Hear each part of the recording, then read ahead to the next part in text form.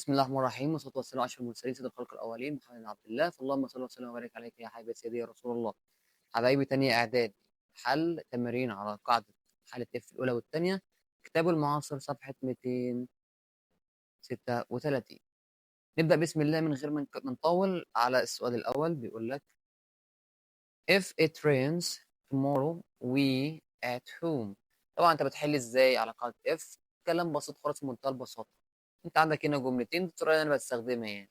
عندك هنا جملتين، الجمله الاولى هنا هتشوف اذا كانت في زمن المضارع البسيط يبقى ده على طول هتبقى will، والانفينيتيف المصدر.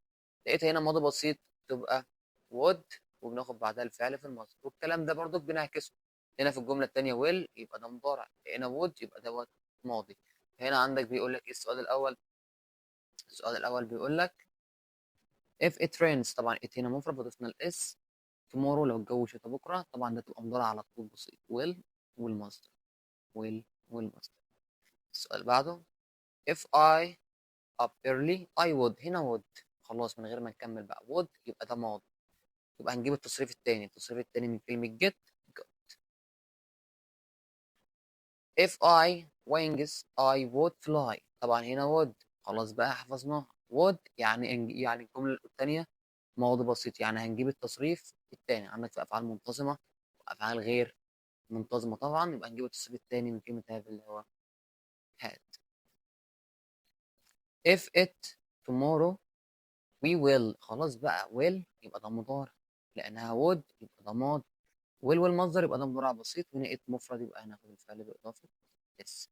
وأنت عندك إذا كان الفاعل he أو she أو it، والاسم المفرد طبعا بناخد الفعل بإضافة اس، اي اس أو اي اي اس. أما إذا كان جمع فبناخد الفعل في المصدر بدون أي إضافة.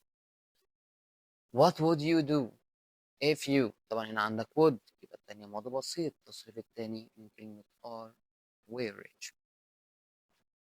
if we lived by the sea، لو احنا كنا عايشين في البحر we would، طبعا انت عارف القاعدة will أو would بناخد بعدهم الفعل في المصدر بدون أي إضافات. الكلمة في تصريف أول يبقى اسود. if I the problem I would try، هنا would يبقى ده ماضي بسيط، يبقى نجيب التصريف الثاني understand understood.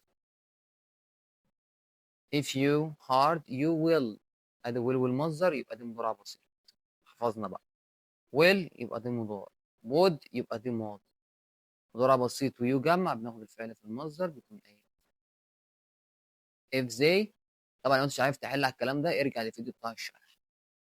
if they had more time they، طبعا هنا تصريف تاني had اهو تصريف تاني، يبقى هنجيب على طول would من غير ما نفكر بقى، احنا حفظناها.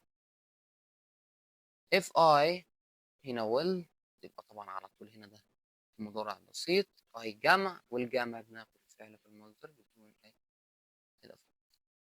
if I brand هنا would يبقى ده ماضي، هنقول تصريف من have يبقى had.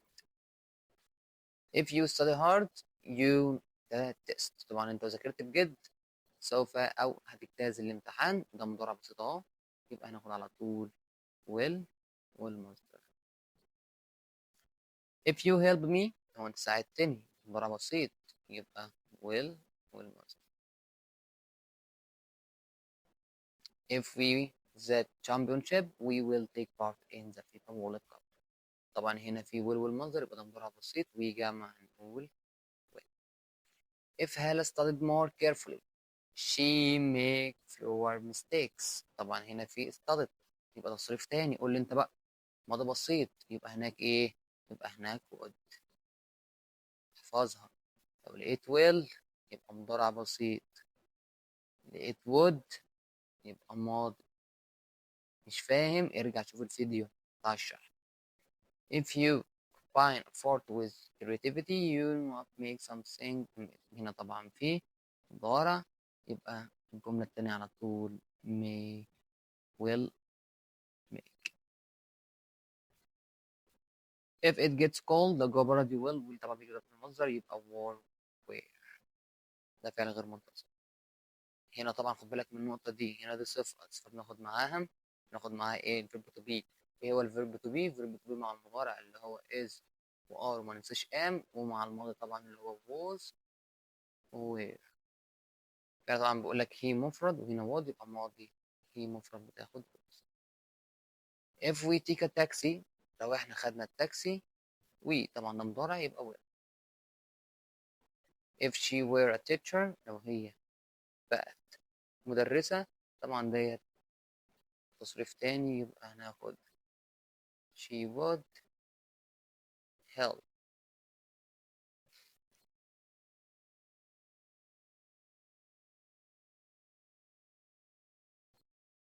if I in the desert I would يبقى live تصريف تاني. if she helps in the kitchen her mom will طبعا هنا في will والمصدر will be happy. if he were a doctor he would be بدل فعل في المصدر.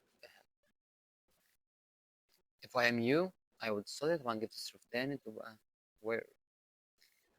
if he has bicycle he would ride to the park. if he has a bicycle طبعا هنا في would يبقى نجيب التصريف التاني من has had. where طبعا أداة الربط مش where ودي عن آلة استفهام نربط بيها. if we go to the zoo we would see many animals. لو احنا ذهبنا طبعا هنا مضارع بسيط يبقى هنشيل would ونحط well. if she had a garden she would طبعا would ياخد بدل فعل في المصدر يبقى plant.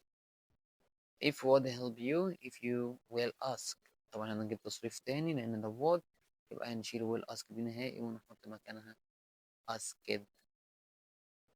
if you eat vegetables you will be healthy طبعا يجمع والجمع في المضارع البسيط بناخد فعل في المصدر بدون أي إضافات تبقى الإجابة الصح eat. if we had more money we would buying يعني طبعا would بحط فعل في المصدر نشيل ing يبقى الإجابة الصح buy. if they finish homework they would play outside طبعا مضارع بسيط هنشيل would ونحط well. ما تنساش طبعا تعمل لايك للقناة واعمل لنا فولو السنة اللي جاية. سلام.